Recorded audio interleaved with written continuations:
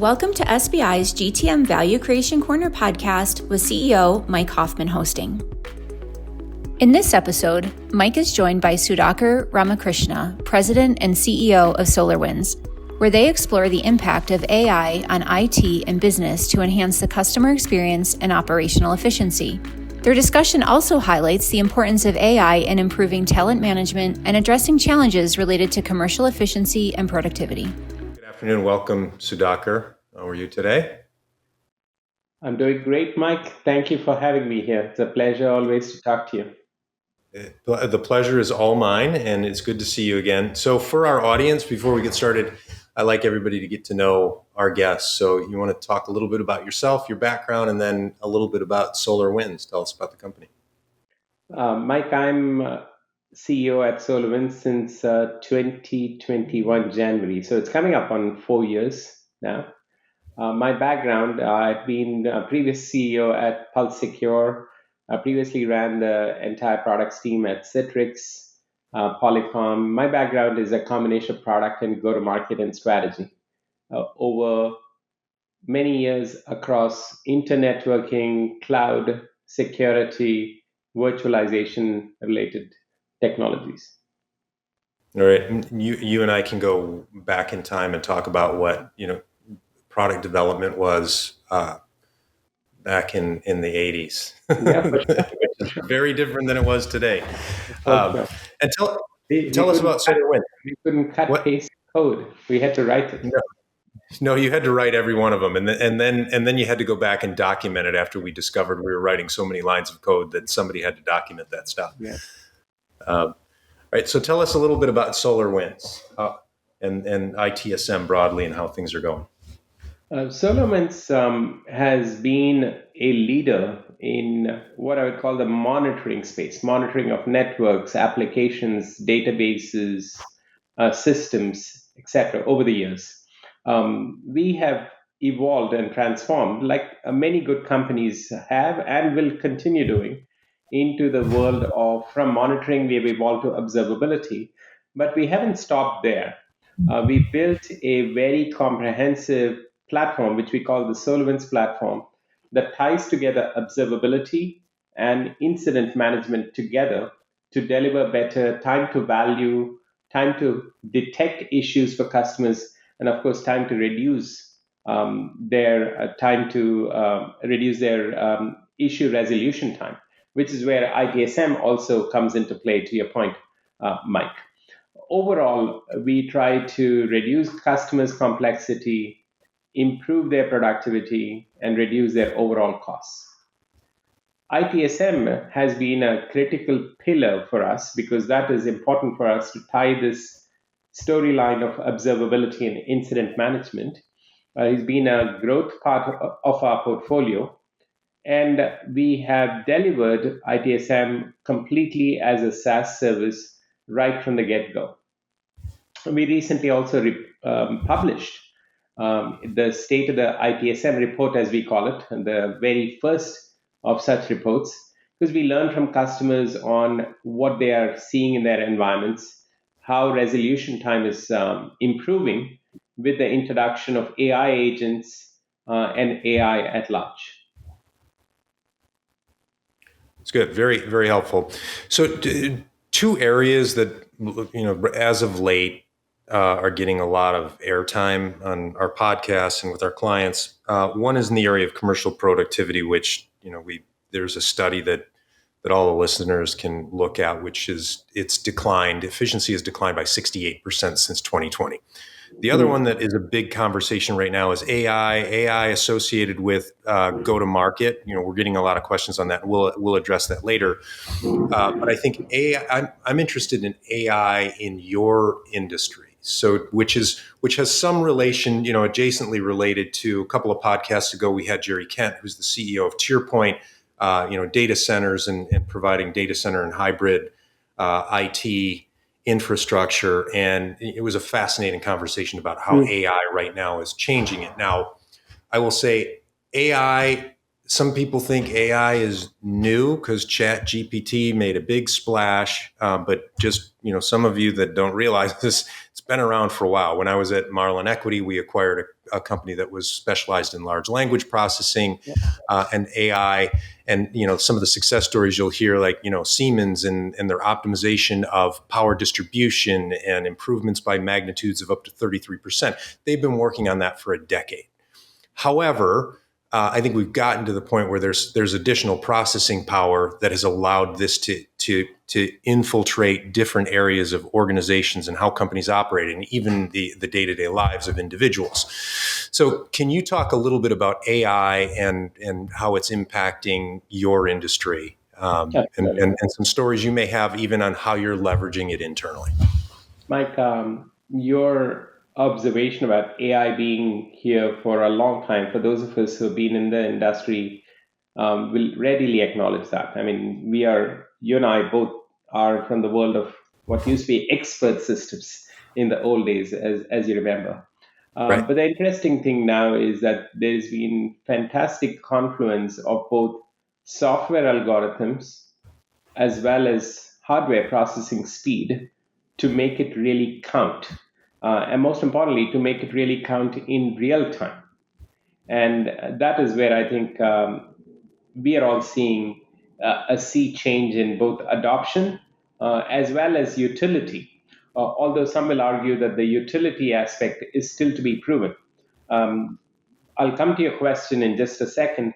I believe in 2025, a lot more of us are going to focus on, okay, we get it. We understand intuitively the value of AI, but what is the real ROI on our investments? That is going to be the question as we get into 2025. So we've taken a very practical approach to AI with regards to our solutions and our customer focus. We started investing in about 2021 with a focus on, broadly speaking, AI ops. And the idea there, Mike, was how do we help customers declutter their environments and help them identify their alerts in a much faster way? The whole point there being leveraging AI and ML. If we can help customers hone in on the alerts that truly matter to their environment and truly help them solve them, then we are improving their productivity, reducing their resolution time, going back to the original value proposition. So that's proved out to be very successful and pragmatic because customers can see the value of it. Similarly, we did that in our ITSM products with digital assistants. However, we don't look at AI itself as being a monetizable thing, as in, like, there's no such thing as an AI SKU, so to speak, that we sell. Instead, we integrate it into our products, and we, like many other software vendors, have editions of our products. And when you buy a premium edition, you get those capabilities inbuilt in them. And that's how we monetize, because it has to be based on tangible value we deliver to customers. So that's on the external side. Internally, our product. Can I just ask a quick question on that? So, and this is great. So, okay, so faster alerts to what matters, meaning in some cases, so some things are more important than others when it comes to the overall IT infrastructure and the alerts. Have you also found opportunities to, before the alert even happens, to find here are some common things that happen that ultimately result in an alert, so it never comes to fruition? I didn't give you the full rundown of it, which is, one is what we call alert stacking, intelligent alert stacking, which is get to the alerts that matter, alert resolution, and then predictive analytics and alerts. So our inference engines will start learning and almost predicting this will happen if you don't do this, or pay attention to this before you can stop something else from happening. Those are all capabilities that we are integrating into our systems already. And again, it goes back to the practical use of AI. How do we improve productivity, reduce complexity for customers? And ultimately, it is a huge cost reducer as well. Now, coming to that point internally, we are using it across our product development teams in terms of leveraging technologies like Copilot to write more code. I would say that it's in still early stages. I wouldn't call it as a very mature use, but I expect it to accelerate into 2025. Similarly, customer support is a big area of focus. Marketing collateral generation is a big area of focus. We see opportunities in finance, but we haven't fully implemented those yet to leverage AI and, broadly speaking, RPA to support some of our finance capabilities and functions. And then, last but not least, is sales, including enablement and leveraging AI for enablement, which is a huge area of focus for us in 2025. Okay. Yeah, we had talked a little bit about where the focus is going to be from a go-to-market perspective, so that's helpful. Let's have a little bit. I'm going to come back to your comment on enablement in a moment. So I'm going to give the audience a rundown of where at SBI where we're hearing success and seeing early opportunities within go-to-market for AI.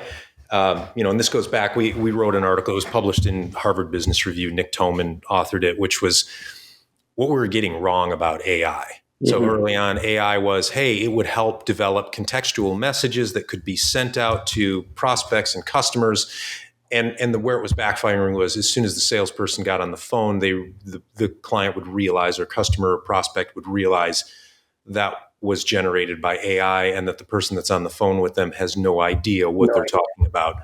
And I think that's a little bit where enablement comes in. So that was an early adoption of AI within go-to-market, and I think everybody's familiar with those. And probably our email boxes are still filled with emails that are written by AI. Here's where we think there's opportunity. So AI in itself requires a lot of data and information in order to be able to make inferences to find patterns that the human mind itself can't find. And so there are 4 areas we're focusing on. 3 of those have to do with how do we analyze that data, and the 4th is just helping companies sort it out. So number 1 is dynamic AI-driven segmentation. In the past world, people did a segmentation project at the beginning of the year. Maybe they revisited it at the beginning of the following year. Sometimes that segmentation would sit for a couple of years. Now it is about how do you make that dynamic and AI driven, meaning the priority of what your sales team should focus on at the beginning of the year from prospects and clients is going to change based on things that happen in the world as the year goes on. And how do you pull in that information to be able to make good decisions about prioritization? So that's one area. Number 2 is that can also drive campaign best next step. So if you've done, in the history of SolarWinds, you've done 10,000 successful sales campaigns that ended in a sale, can we look at all of those campaigns and determine what's the best next step in this current campaign? Is it a customer site visit? Is it a reference call? Is it an executive call? What's the best next step? And the data right now is really dirty. There are some things that Microsoft's doing both with Copilot and with Outlook to kind of gather some of that information. The data is really dirty right now, but it is a huge opportunity to help salespeople stop wasting steps. Don't do the wrong next step. The 3rd is talent, and your opportunity to identify what's the right profile of person in every single go-to-market role. And then what are out of the 90 characteristics, and there are 90, Nick Toman wrote a whole thing on it. There are 90. What are the 3 that performance is most dependent on, so you can train on that? And then the last area, and I'll repeat these in a minute, is we've started a RevTech practice. So we did an acquisition, the Carabiner Group. Seamus, who's general manager of that, is paying attention to all of this so that we can give advice to clients on what should you and should you not chase in terms of AI with your go-to-market tech stack. So the 4 are dynamic AI-driven segmentation, campaign management and best next step identification, talent, and then the 4th is sorting out the tools. So you started on one around enablement. So talk about your thoughts on talent and how AI can potentially help from a talent perspective. I mean, going back to the point you made about the 90 characteristics and what are the 3 that matter, for instance, that could be a super exciting thing, not just for me, but I'm sure for all your audience to understand as well, because referring back to your point about 68% productivity loss since, let's say, COVID or 2020, each one of us, regardless of the percentage that we identify ourselves with, is looking for how do we improve efficiency and productivity. And I think the four that you call it outlined here are all applicable. Segmentation could be super important. We've been doing some of that, Mike, more from the standpoint of, let's say, the tools that get integrated into our CRM systems. But it's unclear to me if those are really efficient, or is it a function of the underlying data, so to speak, and how can I make them more efficient? So definitely see the value there. The two areas that we always are focused on is how do we identify better talent, and what characteristics enable talent to crush quota, so to speak, and then how do we enable them to do that. I'm very eager to learn more about those things. Campaign efficiencies is something that we have not yet done, but that'll be a point of discussion that I'll have with my CMO very soon. Yeah, the ones I mentioned, they're all in various levels of maturity. Again, from our combing of the market, and I'm if anybody wants to either throw in comments or send an email on where they're seeing some things, like there something we came across, and it's probably free advertisement for this very new company, a company called Attio, who's they're actually looking at how do we use AI to map out workflows in sales campaigns. And I don't know yet, again, relatively new, and I don't know where the proof points are. But that one is early stage, and I think there's a lot of data cleanup that's necessary. Dynamic AI segmentation, we're already doing engagements with clients on this. They're asking us for it, and we're already doing that. So that there is the ability to go down that path at this point. Now, it depends on your organization. If you have a huge TAM and 35,000 prospective customers, that's a great way to apply it. If you make wafer baking systems that go into semiconductor manufacturing equipment, you only have 9 customers in the planet. And so you have to sort of decide, is my market the right one to use it?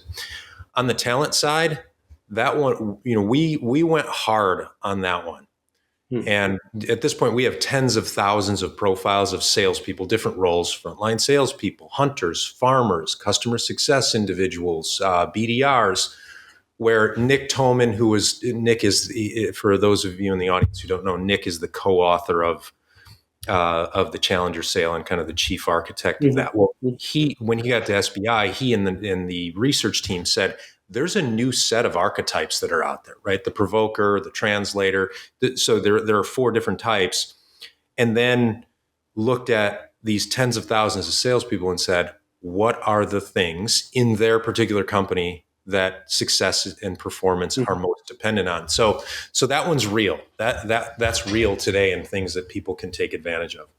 But I thought it was very interesting that you went there right away. Like, on the enablement side, what are the most important things? Yeah, and enablement is something that is even more paramount for us, as I'm sure for many industry colleagues and peers might, because the customer needs are changing, industry is changing. We spoke about AI, solutions are changing.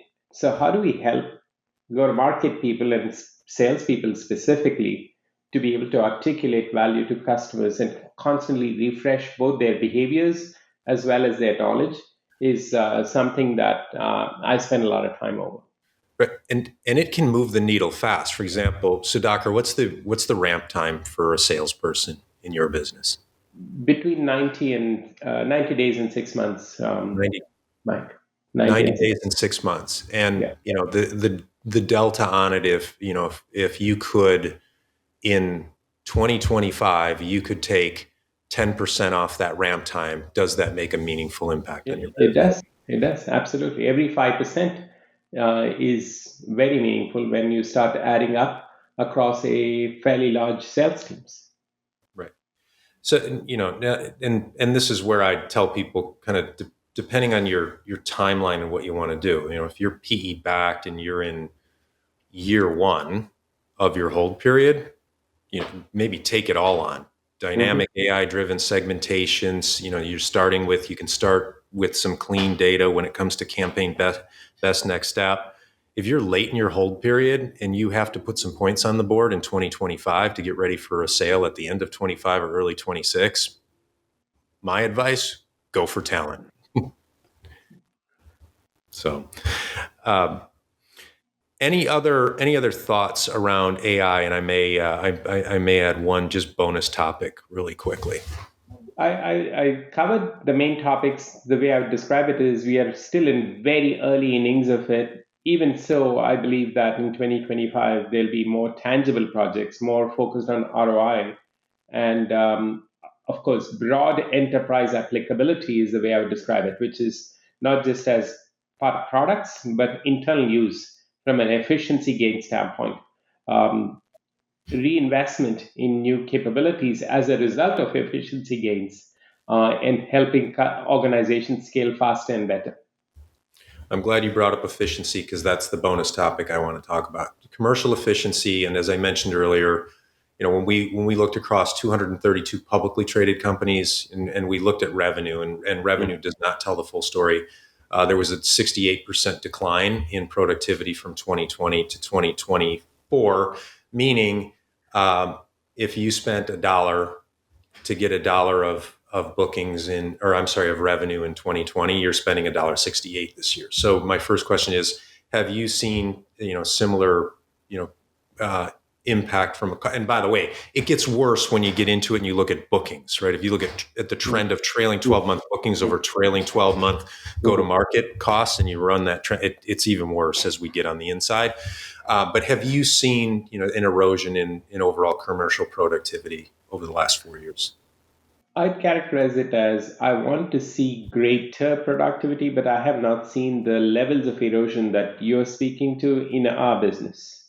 Okay. I would attribute it to a few factors, Mike.